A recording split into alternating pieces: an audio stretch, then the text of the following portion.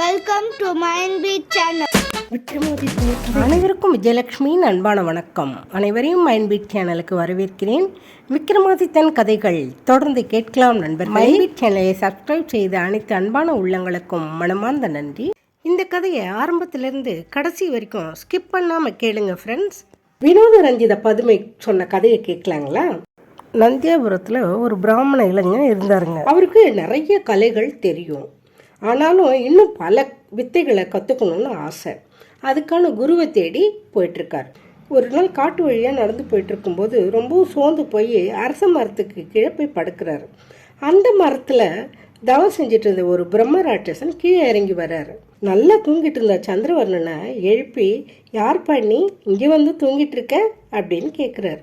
சந்திரவர்ணன் தான் யார் அப்படின்ற விவரத்தையும் தான் எதுக்கு வந்தன்றதையும் சொல்கிறார்.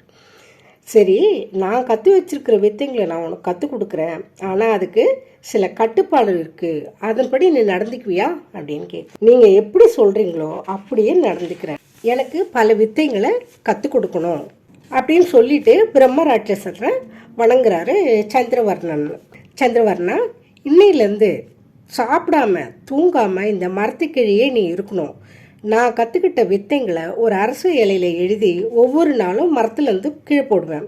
அதை எடுத்து நீ படித்து பார்த்து பயிற்சி எடுத்துக்கோ அப்படின்னு பிரம்மராட்சசன் சொன்ன உடனேயே சந்திரவர்ணனுக்கு ரொம்ப சந்தோஷமாயிட்டு ஒத்துக்கிறாரு. ஐயா, பசி தூக்கம் இல்லாமல் இருக்க மந்திரம் ஒன்று சொல்லி கொடுக்குறீங்களா அப்படின்னு கேட்குறாருங்க சந்திரவர்ணன். அதுக்கு பிரம்மராட்சசனும் மந்திரம் ஒன்று கற்றுக் கொடுக்குறாரு. அதை கற்றுக்கிட்டதுலேருந்து பசியும் தூக்கமும் எதுவுமே இல்லை சந்திரவர்ணன். ஒவ்வொரு நாளும் ஒவ்வொரு வித்தையை இலையில எழுதி மேலே வந்து போடுறாரு பிரம்மராட்சசன். அந்த இலைங்களில் எழுதினபடியே வித்தைங்களை கற்றுக்கிட்டு வர்றாரு சந்திரவர்ணன். 6 மாதம் போயிடுச்சுங்க. பிரம்மராட்சசன் எல்லா வித்தையும் கற்றுக் கொடுத்துட்டாரு சந்திரவர்ணனுக்கு.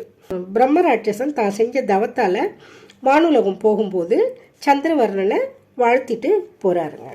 உங்களோட அன்பாலையும் அருளாலும் நான் எல்லா வித்தைங்களையும் வெற்றிகரமாக கற்றுக்கிட்டேன். இனிமேல் என்னுடைய கடமை என்னன்றதை நீங்கள் தான் சொல்லணும் அப்படின்னு கேட்குறாரு. என்னுடைய கட்டுப்பாடுகளை மீறாமல் கடமை உணர்ச்சியோடும் பயபக்தியோடவும் நீ நினச்ச மாதிரி வித்தைங்களை கற்றுக்கிட்ட. இனி நீ சொந்த ஊருக்கு போயிட்டு நல்ல பொண்ணாக பார்த்து கல்யாணம் பண்ணிக்கப்பா, சிறப்பாக வாழ்ந்து பேரும் புகழும் பெருவாயின்ட்டு வாழ்த்துறாருங்க. வித்தைகளை எழுதிய அரச இலைங்களோட நந்தியாபுரத்துக்கு போகிறாருங்க சந்திரவர்ணன். நந்தியாபுரம் போகிற வழியில் கன்னியாபுரின்ற ஒரு கிராமத்தில் ஒரு வீட்டு திண்ணையில் கொஞ்ச நேரம் உட்காரலான்ற எண்ணத்தோடு உட்கார்ந்தாரு. தூக்கம் கண்ணை சுழட்டுது. உடனே அங்கேயே படுத்துட்டாரு. நல்லா தூங்கிட்டாருங்க.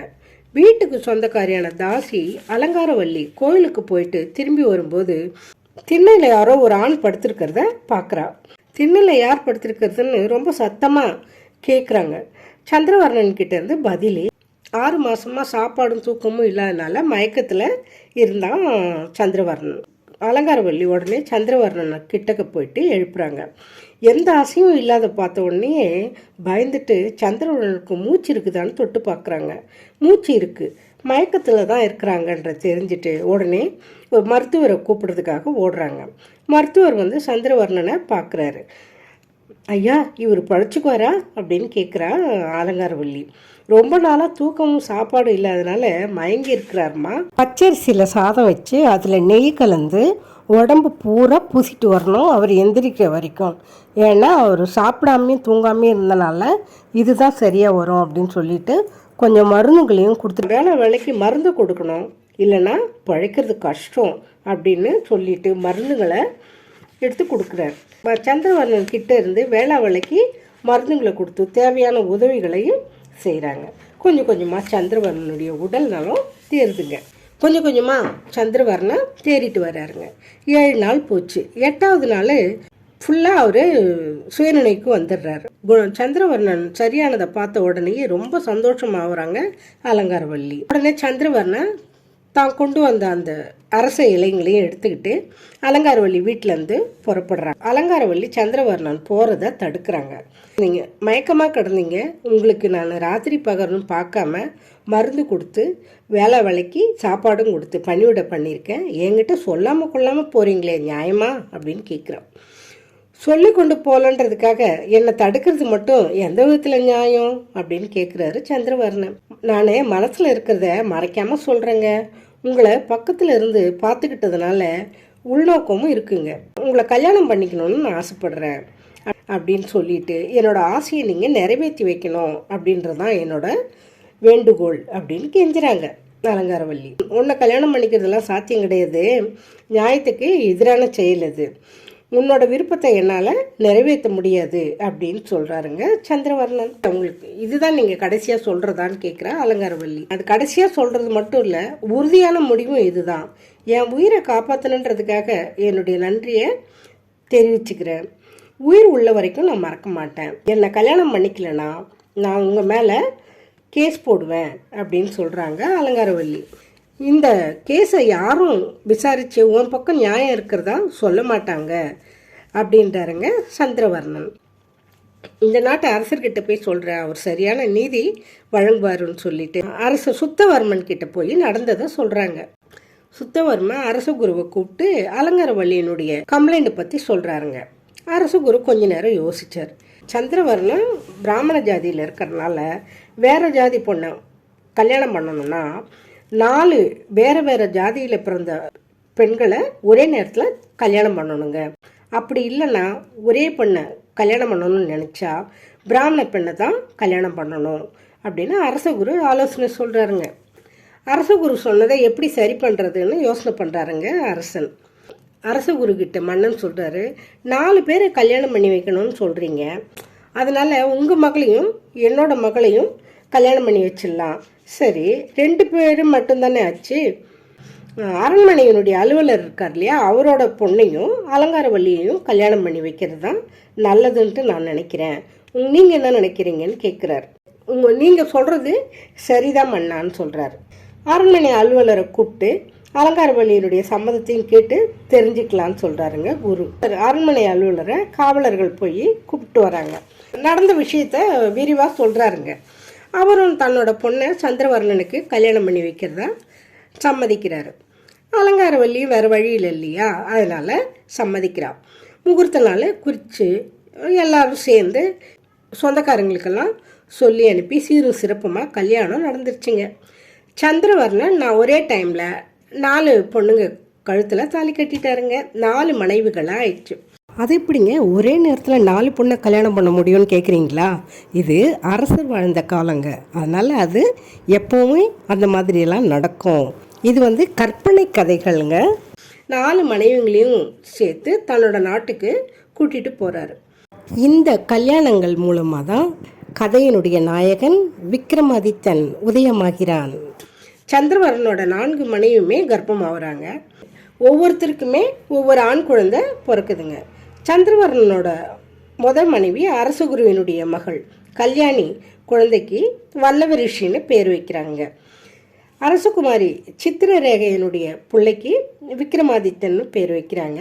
அரண்மனை அலுவலர் மகள் கோமலாங்கிக்கு பிறந்த குழந்தைக்கு பட்டின்னு பேர் வைக்கிறாங்க. அலங்காரவல்லிக்கு பிறந்த குழந்தைக்கு ரொம்ப ஆசையோட பத்ரகிரின்னு பேர் வைக்கிறாருங்க சந்திரவர்ணன். 4 குழந்தைகளுக்குமே எல்லா கலைகளுமே கற்றுக் கொடுத்து எல்லாருமே நல்ல சிறந்தவராக ஆயிடுறாங்க. கன்னியாகுமரி நாட்டு மன்னன் சுத்தவர்மனுக்கு வயசாயிடனால அரச காரியங்களை கவனிச்சாகணும் இல்லையா, அரச காரியங்களை கவனிக்கிறதுக்கு அவரால் முடியல. தனக்கு பிறகு வாரிசு இல்லாதனால யாரை அரசனாக்குறதுன்னு யோசனை பண்ணுறாரு. தன்னோட மருமகன் சந்திரவர்ணனுக்கு முடிசூட்டி அரசனாக்குறதுன்னு முடிவு பண்ணிட்டாருங்க. சந்திரவர்ணனுக்கு முடிசூட்டிடுறாரு. எப்பவுமே சந்திரவர்ணன் மக்களை நினைத்து நல்லபடியாக ஆட்சி புரிகிறாருங்க. சந்திரவர்ணனுக்கு 4 ஆம்பளை பிள்ளைங்க இல்லைங்களா, அவங்க அழகாக வளர்ந்து வராங்க. கொஞ்சம் வருஷத்துக்கு அப்புறம் சுத்தவர்மன் மன்னன் இறந்துடுறாரு. சந்திரவர்ணனுக்கு வயசாயிட்டனால 4 மகன்களில் யாருக்கு முடிசூட்டி அரசனாக்குறதுன்னு யோசனை பண்ணுறாரு. அவருக்கும் நாளுக்கு நாள் வயது ஏறனால உடல்நிலை ரொம்ப கஷ்டத்திலாக இருக்கு. 4வது மனைவி அலங்காரவல்லியினுடைய மகன் பத்திரகிரியை கிட்டக்க கூப்பிட்டு பார்க்குறாரு. பார்க்கும்போது கண்ணில் பளபளன்னு கண்ணீராக வருதுங்க அவருக்கு. அப்பா ஏன் என்னை பார்த்தோன்னா இப்படி அழணும், என் மேலே அவருக்கு ஏதோ கவலை இருக்குது, அதே மாதிரி அதிகமாக பாசமும் வச்சிருக்காருன்றத தெரிஞ்சுக்கிட்டான். அப்பா என்னை பற்றி நீங்கள் கவலைப்படாதீங்க, நான் தாசி வயிற்றில் பிறந்திருக்கிறதுனால கல்யாணம் பண்ணிட்டு எனக்கு வாரிசு வந்துருச்சுன்னா உங்களால் முக்தி பெற முடியாதுன்னு அறநூல்களில் சொல்லியிருக்கிறத நானும் படிச்சிருக்கேன். அதனால் நீங்கள் கவலைப்பட வேண்டிய அவசியமே கிடையாது. கல்யாணம் பண்ணிக்கிட்டா தானே இந்த பிரச்சனை. உங்களோட கவலைக்கு முற்றுப்புள்ளி வைக்கிற மாதிரி நான் கல்யாணமே பண்ணிக்க போகிறதில்லன்னு முடிவு செஞ்சுட்டேன். அதனால் வாரிசும் உண்டாகாது, உங்களுக்கும் முக்தி கிடைக்கும் அப்படின்னு சொல்கிறாங்க பத்திரகிரி. இந்த மாதிரி அப்பாவோட மனசை தெரிஞ்சு நடக்கிற பிள்ளையாக இருந்தால் எல்லாமே கொடுத்து வச்சவங்க இல்லையா. அரசன் சொல்கிறாரு, பத்திரகிரி உன்னை கல்யாணமே பண்ணிக்க வேணான்னு நான் சொல்லலை, உனக்கு வாரிசு உருவாகாமல் இருந்தாலே போதும். நான் குழந்தை பாக்கியம் உண்டாகாமல் இருக்கிறதுக்கு நான் ஒரு மந்திரம் சொல்கிறேன், தினமும் 108 முறை நீ சொல்லிட்டு வந்தன்னா உனக்கு வாரிசு வராது, முக்தி அடைவதற்கும் தடை இருக்காது அப்படின்னு சொல்லிட்டு அந்த மந்திரத்தை சொல்கிறாருங்க சந்திரவர்ணன். பத்திரகிரிக்கு தான் பட்டம் சூட்டணும்னு மற்ற மகன்க அவருக்கு உதவியாக இருக்கணும்னு சொல்கிறாரு. அப்பாவோட வார்த்தைங்களை கட்டளையாக ஏற்றுக்கிட்டு மற்றவங்க 3 பேருமே சத்தியம் பண்ணுறாங்க. பத்திரகிரிக்கு பட்டம் சூட்டி ஆட்சி பொறுப்பில் உட்கார வச்சுட்டு சந்திரவர்ணன் இறந்துடுறாருங்க. மக்களே வாழ்த்துற மாதிரி சிறப்பாக ஆட்சி புரிகிறாருங்க. சந்திரவர்ணனுடைய மனைவி கல்யாணியினுடைய வயிற்றில் பிறந்த மகன் பல்லவரிதி அவர் சன்னியாசி ஆயிடுறாருங்க. பத்திரகிரி மன்னனாக இருக்கும்போது எப்படி விக்ரமாதித்தன் மன்னரானார்? தொடர்ந்து பார்ப்போம் நண்பர்களே. இந்த கதையை கேளுங்க. உங்களுக்கு பிடிச்சிருந்தா ஷேர் பண்ணுங்கள், கமெண்ட் பண்ணுங்கள், மைண்ட்பீட் சேனலை சப்ஸ்கிரைப் செய்யுங்க. தொடர்ந்து நிகழ்ச்சியில் பயணித்து வாருங்கள். மீண்டும் அடுத்த நிகழ்ச்சியில் சந்திப்போம் நண்பர்களே. என்றும் உங்களுடன் மைண்ட்பீட் சேனல். நன்றி, வணக்கம். Thank you for watching.